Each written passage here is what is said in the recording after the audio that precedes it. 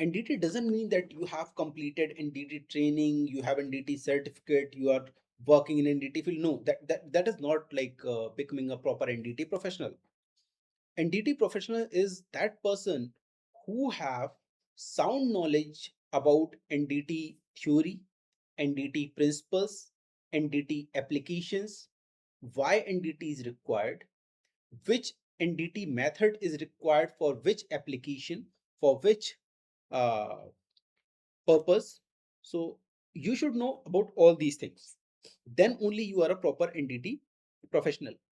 Most of the people they say, sir, I have good experience in UT, but if I ask them, okay, make a DAC, they can make. If I ask, okay, make DGS, 50% will become blank. And if I'll ask, okay, what is metal path calibration, almost 90% people become blank.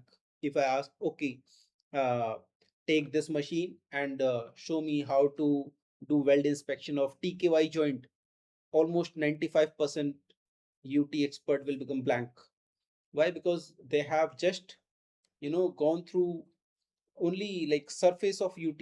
Only they know only 10% of UT. They don't know in depth of it. Whatever you are learning, it is really important to learn in depth, to learn in deep. If you are learning just to complete the certification, then that learning will not gonna give you huge earning. So if you want to earn more, then you need to study a lot, you need to study in deep, in depth, then only you can earn more. So first career path is doing NDT. Okay, level 1 and 2.